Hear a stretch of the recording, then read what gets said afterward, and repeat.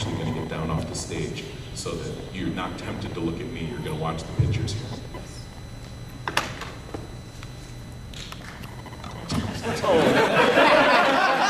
Let's not set the bar that low. If you start applauding me for very basic physical tasks, it's really going to reward the wrong behavior, and pretty soon I'll show up in front of a group of people and like drink my glass of water and look at y'all. You know, like, no! You're learning the wrong lesson. Oh, don't encourage me at all.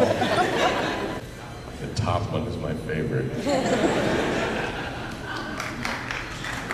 No, we're not at the end yet. Just for the water.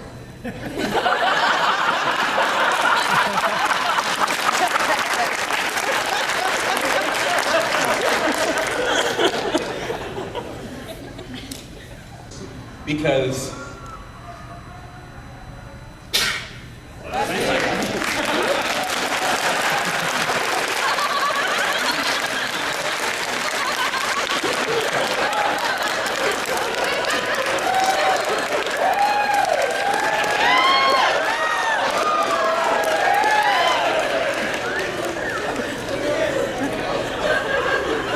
I don't know if that's the best thing ever,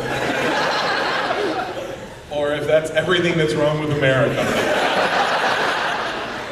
I kind of gonna go back and I'm like, Amanda, my assistant, says, "How was your panel?" I'm like, "They loved it." I got like applause for drinking water. I sneezed once, they loved it. I kind of jumped off the stage once and knocked him dead. I'm just like, "Are you having a stroke?" And yeah, I've completely forgotten what I was talking about. Chase, I'm gonna look at the time. I'm gonna take a deep breath through my nose. Now think about,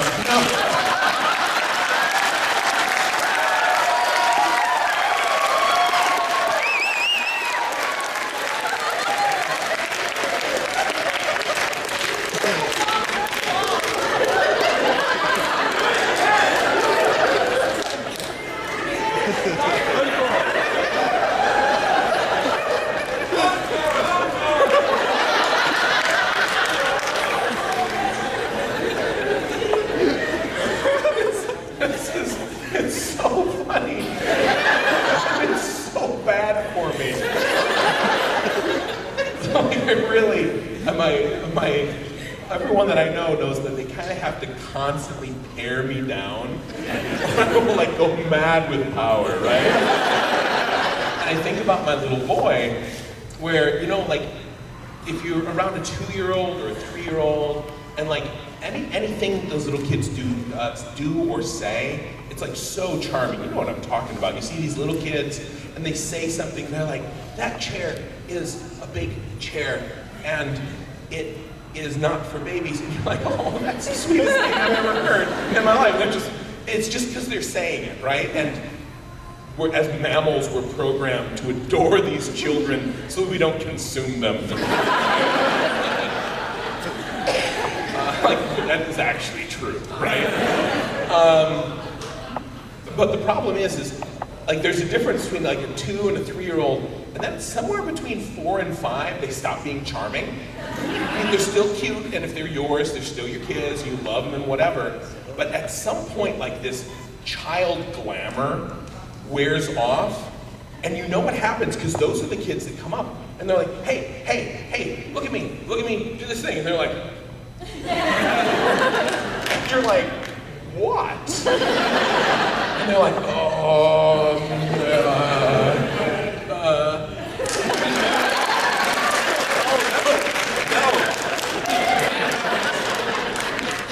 And the reason is they've gotten so used to it being easy. Like, everything they did was like pure magic, and everything they did got a freaking round of applause. And then it goes away, and it's got to be a huge shock to their psyches that, like, suddenly, like, everything they do isn't magical anymore. And then they have to learn to actually be interesting, you know? And I worry Like, seriously, even before today, right? Because when people show up to a room to just hear you talk about whatever you want, and you're pretty okay at getting a laugh out of a crowd, you know, it's kind of dangerous to a person with my psychological makeup, where suddenly you realize that you're like, yeah, I'm really funny. I'm really good at talking. I'm the best. I'm like super, you know? And so I worry that if this progresses, and I'm unchecked, that eventually, you know, maybe another 5 years without any braking mechanism, I'll be that kid who like just kind of like walks into the room. It's like, hey. And then when there's no applause, I'm like, oh, what's wrong with everyone here? Like, this is a winner, right? Yeah, maybe that was something I should have used my inside voice for. That's my own personal fear, not something I should tell to an entire room of people. But I felt the need to explain it right, because if you all really start applauding me doing nothing, I worry that it might ruin me forever. That's the thing. Okay, we'll do a few more.